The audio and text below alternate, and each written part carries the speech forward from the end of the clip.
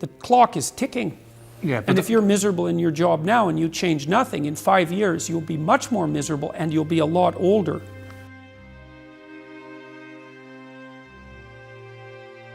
For example, let's say you're at a dead end in your job.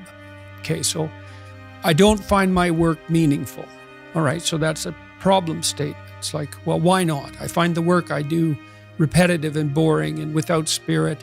I have a bad relationship or a neutral relationship with my boss who doesn't know who I am.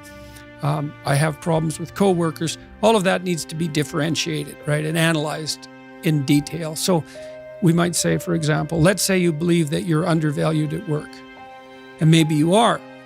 What you need to do is you have something to say, and we would have to figure out what it is that you have to say. But it would be some variant of, I'm bringing more value to the table than I'm being compensated for, and that's demoralizing me.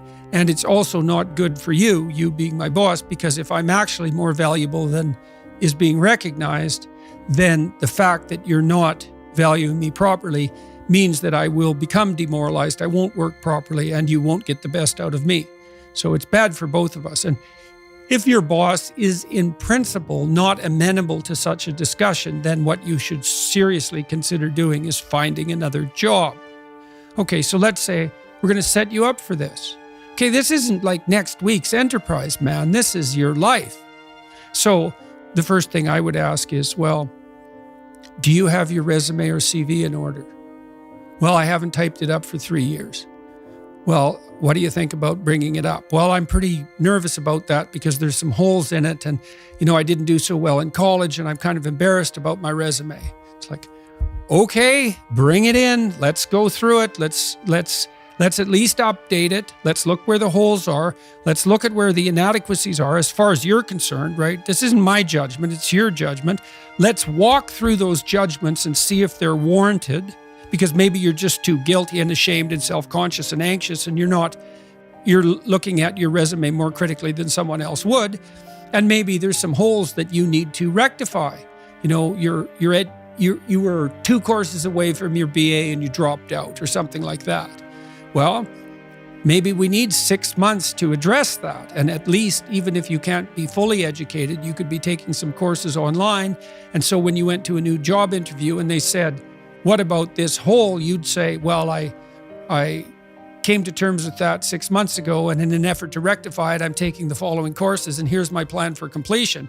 That's a really good answer. And anyone with any sense who's interviewing will accept that as an indication that although you're not perfect, and who is, that you have a good plan and that you've thought it through. Like, that's the kind of answer that in all likelihood will cement your candidacy for the position. Okay, so now you're going to go to your boss. Well, you have to have your CV and your resume in order, and you have to be able to stand on it solidly, and which at least means that you're prepared to address the inadequacies in a credible, realistic, believable, and truthful manner. All right, now what you do is apply for like 10 jobs. You don't have to take them, but maybe you have to go to an interview or 2 or 3 or 4, and maybe there's a bunch of opportunities out there for you that you didn't even know about. And maybe someone offers you a job. And so now you can go to your boss and say, here's the situation I'm in here at work. Here's my evaluation of the problems in relationship to me.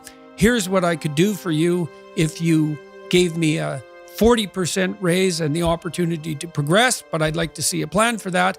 And I've been looking for other opportunities before conducting this discussion, and I have some.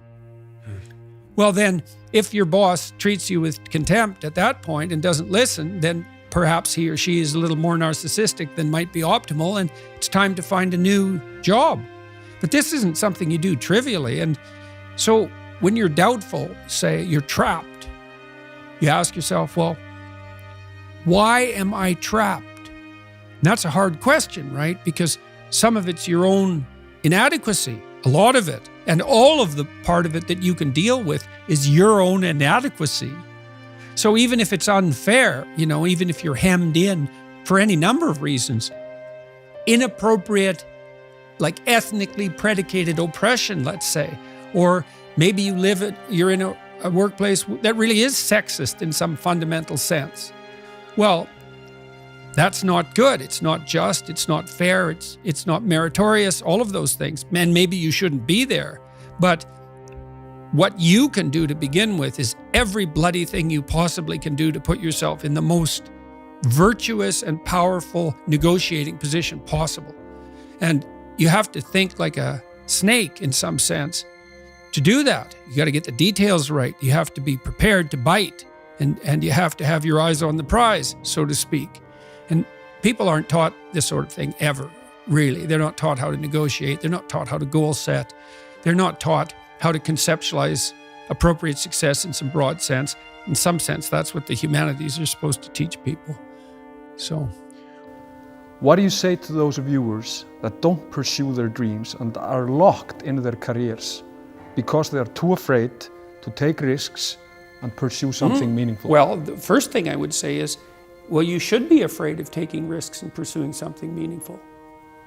But you should be more afraid of staying where you are if it's making you miserable. It's like the first thing you want to do is dispense with the idea that you get to have any permanent security outside of your ability to contend and adapt. It's the same issue with children. It's like you're paying a price by sitting there being miserable. And you might say, well, the devil I know is better than the one I don't. It's like, don't be so sure of that. The clock is ticking. Yeah, and if you're miserable in your job now and you change nothing, in 5 years you'll be much more miserable and you'll be a lot older. But isn't it a luxury to pursue what is meaningful? Our viewers have mortgages, they have children, they have payments and loans. It's a luxury to pursue because we lack the resources. Well, I don't remember now, I'm not talking about what makes you happy.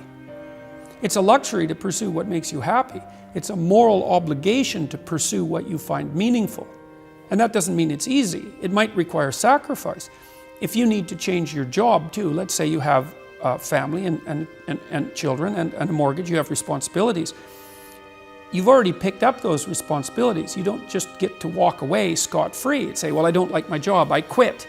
That's no strategy. But what you might have to do is you think, well, this job is killing my soul. All right, so what do I have to do about that?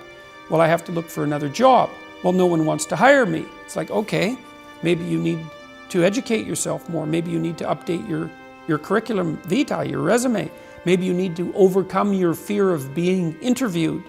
Maybe you need to sharpen your social skills. Like, you have to think about these things strategically. If you're going to switch careers, you have to do it like an intelligent, responsible person. That might take you a couple of years of effort to do properly. When you say pursue something meaningful, is it important to have a vocation? I think it's more important to have an ethos, an ethic. So I have a program, for example, called the Future Authoring Program, which is a writing program that enables people to develop a vision for their life and then to develop a strategy. And so it's based on the idea, imagine that, and it's an extension of the ideas in the book, or at least something along the same lines. The first thing that you want to do is figure out, imagine you were taking care of yourself, like you were someone you cared for, which is rule number 2, by the way, essentially. Then you should figure out, well, if you could have what you needed and wanted, what would it be? What sort of friends would you have? What would your family relationships look like? How would you conduct yourself with your children? How would you educate yourself? You need to think through how it is that your life could be properly arranged if you had that ability. And then you can aim at that. And the funny thing is that if you do posit a goal of that sort and work towards it, you will move towards it. The goal will change because you'll learn things along the way. But I mean, I've dealt with hundreds of people in my clinical and consulting practice, and we set a goal, we develop a vision and work towards it, and things inevitably get better for people. So it's not a luxury, it's difficult. It's a moral responsibility, and it isn't happiness. It's not, the pursuit isn't for happiness.